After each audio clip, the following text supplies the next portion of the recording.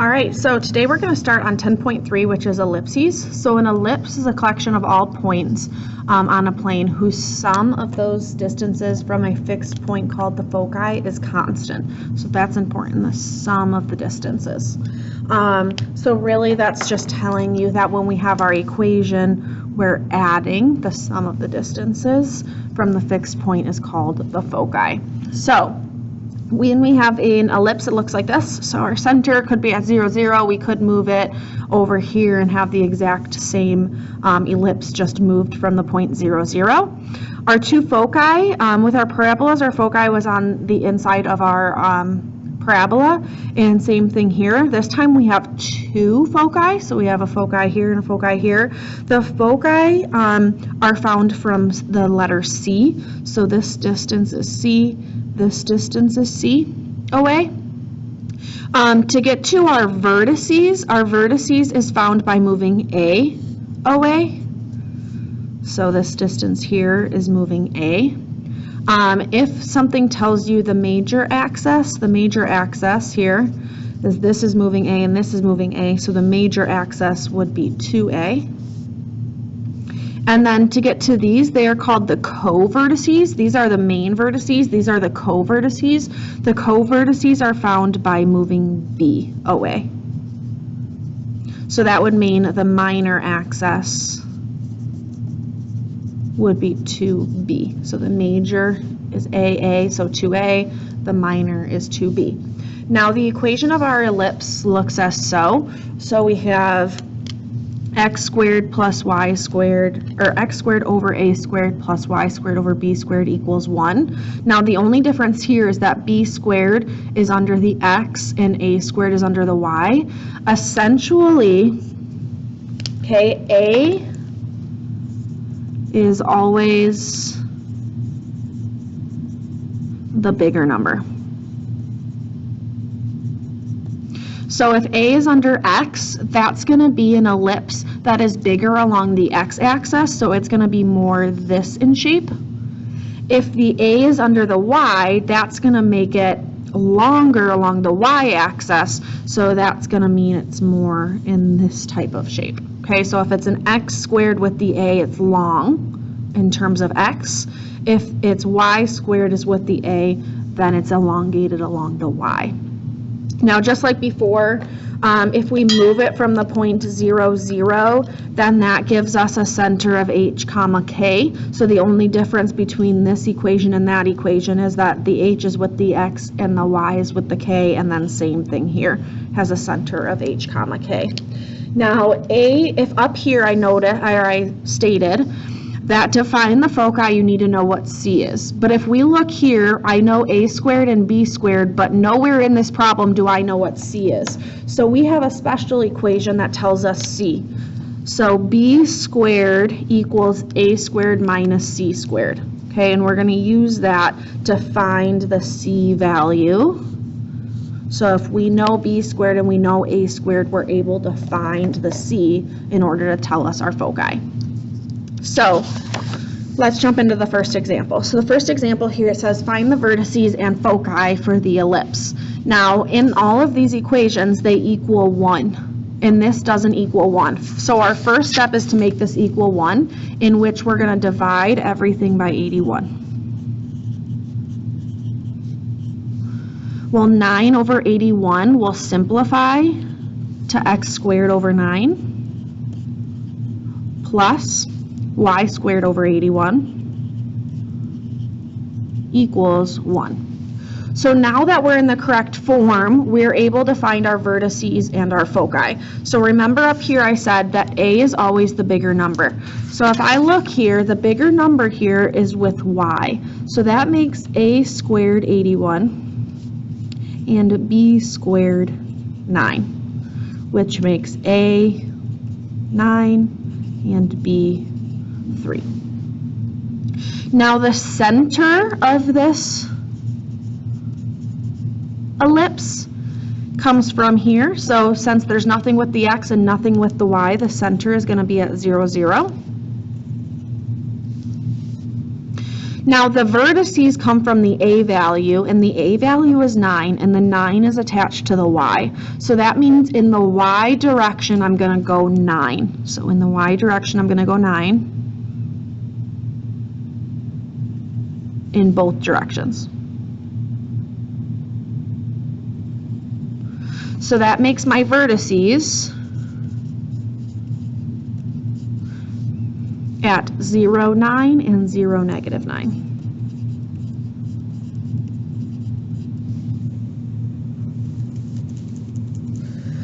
Now in the X direction, we're going to move out our B value, which is 3. So I'm going to move out 1, 2, 3, 1, 2, 3.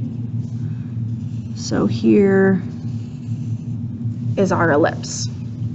So I've graphed the ellipse, but I still haven't found the foci. So I found the vertices, but I haven't found the foci. In case I didn't say, foci is just plural for focus. So if I said find the focus, that means there's only one, because we're saying foci, that's just the plural of focus. So there's 2 of them. And in order to find the focus, we need to know the C value. So we know our formula tells us B squared equals A squared minus C squared. So B squared we said was 81. No, I didn't. Wrong, sorry. B squared is 9. A squared is 81 minus C squared. And I'm solving for C. So 9 minus 81 is negative 72 equals negative C squared. So positive 72 equals C squared. Square root each side. We need to break down 72. 72 is 36 and 2.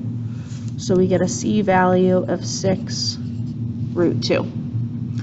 So our foci are always in line. If we look up here, our foci are always in line with our vertices. So if our vertices here are up and down, these are our vertices, then our foci are going to move C towards the vertices. So if the vertex here is at 0, 9, the foci is going to be at 0, 6 root 2. And then 0, negative 6 root 2. Okay.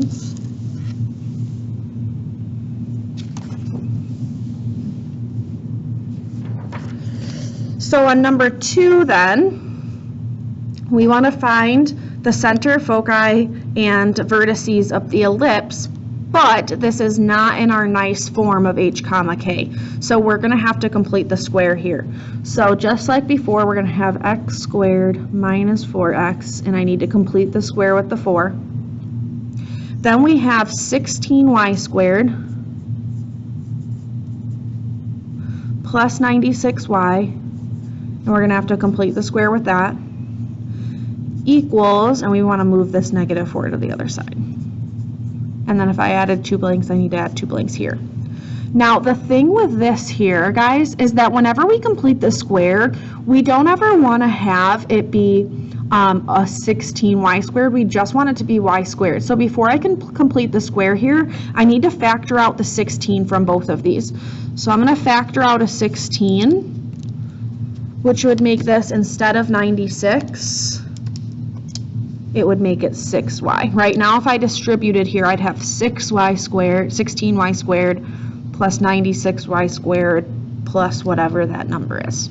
Okay, so we never want to have a 16y squared or a 4y squared. We're always going to want to factor that out first, which means I also have to factor it out of the 96. Now we need to find our empty spots. So we take our b value divided by 2 and square it. So 4 divided by 2 squared gives us 4. 6 divided by 2 squared gives us 9. Now keep in mind though, if I distributed here, I'd have 16y squared plus 96y. This value is technically 16 times 9, which means on this side, in order to keep it even, I have to have 144. 16 times 9 is 144. Now it's even. I can't just put the 9 because this is really 144 if I distribute it. So now that I'm at this step, now I can factor.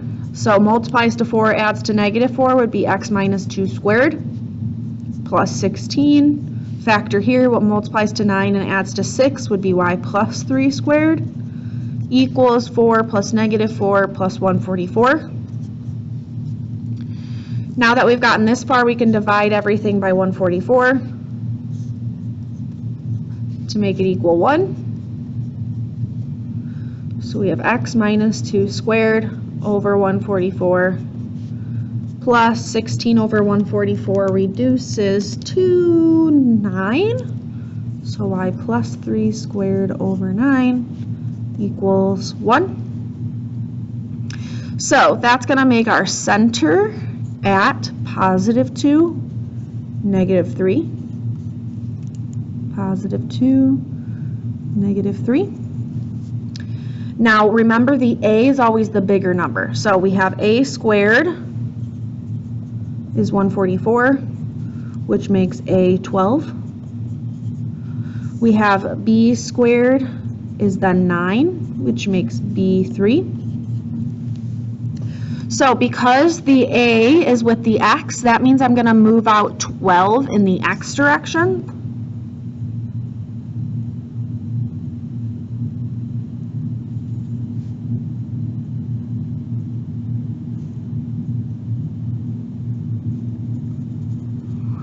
And then I'm going to move out 3 in the y direction. And here's my ellipse. So that makes my vertices. Remember, my vertices are the a, so that would make my vertices over, I went 12 to the right of 2, so that'd be 14, negative 3, as well as negative 10, negative 3. Now to find the foci, I'm going to need to find the c value. So b squared equals a squared minus c squared. So 9 minus 144 is negative 135. So that makes 135 equal to positive c squared. Square root and simplify. Let's see.